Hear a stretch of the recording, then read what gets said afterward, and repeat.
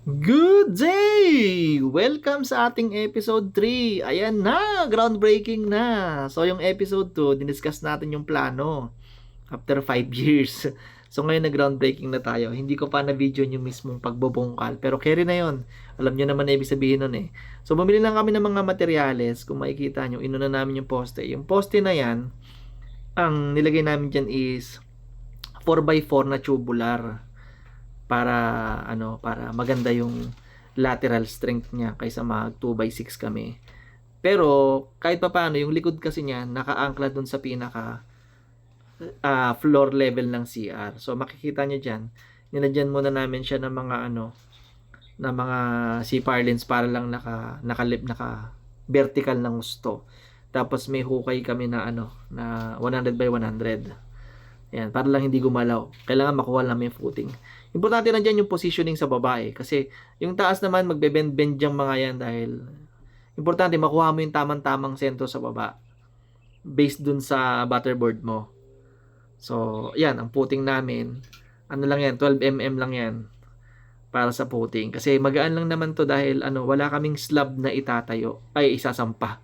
Ano lang talaga all metal lang, light materials lang yung gagamitin. So yan yung 4x4 na tubular na ginamit namin.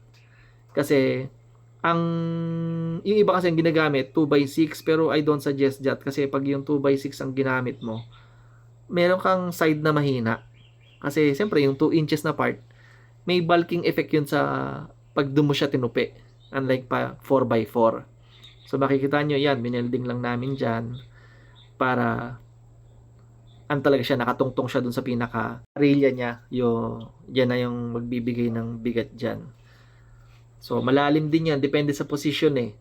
Yung harap ang malalim ang hukay namin kasi pababa, pa-slope yung yung pinaka lupa niyan. Tapos siyempre pininturahan na rin namin ng epoxy primer kasi ililibing na namin yan eh.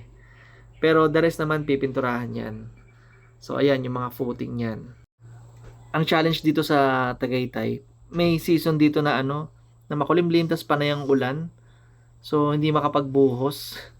Pero okay rin naman at importante nakaposisyon na lahat.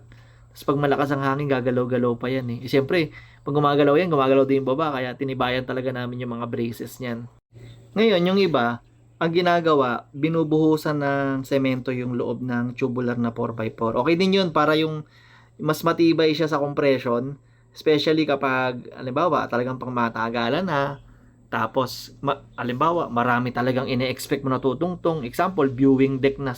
Ine-expect mo 30 katao yung tutungtong. Siyempre, tibayan mo na. Pero pag plano mo na baguhin in the future, hindi mo na mare-recycle yung bakal na yon. Yun ang problema doon. Kasi may simento sa loob eh.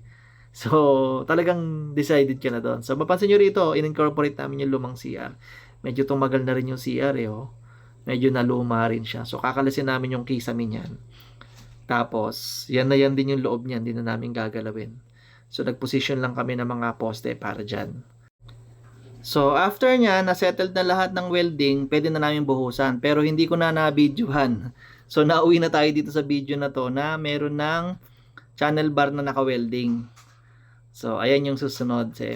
Siyempre, pinatuyo namin ng gusto yung footing muna. So, kung mapapansin nyo, ayan naka full weld talaga yung channel bar.